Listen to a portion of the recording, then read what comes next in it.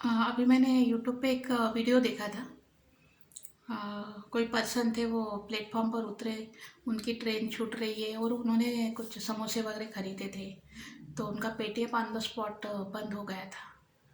तो पैसे नहीं दे पा रहे थे, इसलिए उन्होंने अपनी घड़ी उस यानी जो भी समोसे बेच रहा था उस शॉपकीपर को दे दी। और उसने वो बहुत सारे समोसे उसके ऊपर मैंने वो अपलोड भी किया है मेरे इंस्टाग्राम पे।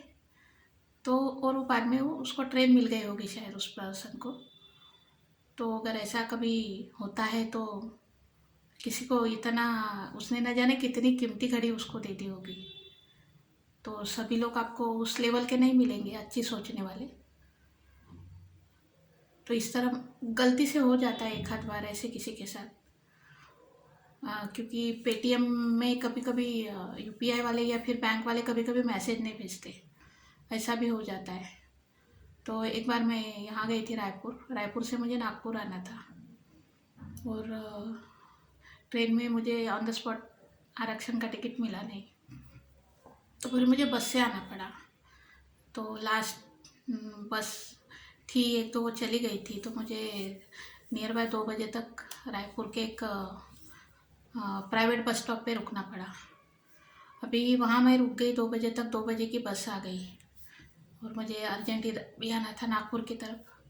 तो जैसे ही मैं बस में उनको पैसे देने थे, जो भी वो जो रहते टिकट बुकर जो भी रहते, तो मेरा पेटीएम जो भी है स्टक हो गया।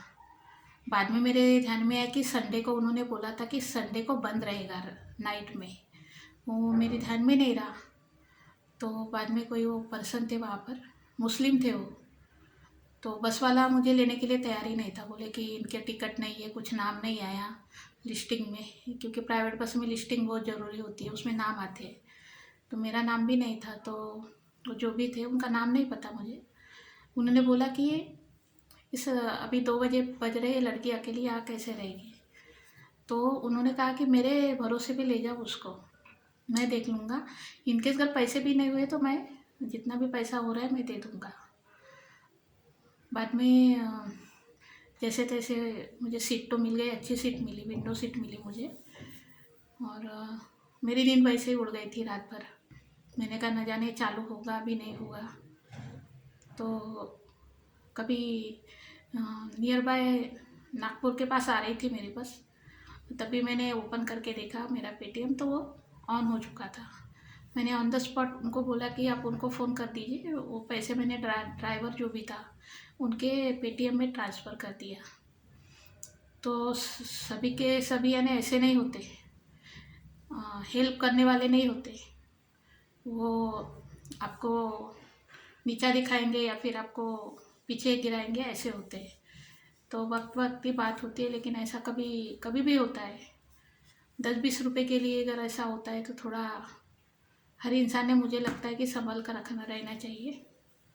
हाँ, मेहनत के आपके पैसे है तो बात अलग है, लेकिन कभी कभी पेटीएम वगैरह में हो जाती है गड़बड़ी। हर वक्त ऐसे हेल्प करने वाले नहीं मिलते।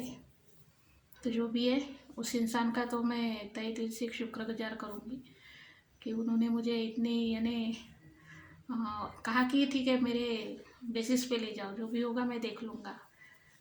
तो कभी कभी ये बात तो अपने भी नहीं बोलते। मैं उनसे ना कभी मिली थी, वो 1-2 घंटा रुकी थी मैं वहाँ पर, उतना ही। तो ऐसे होता है।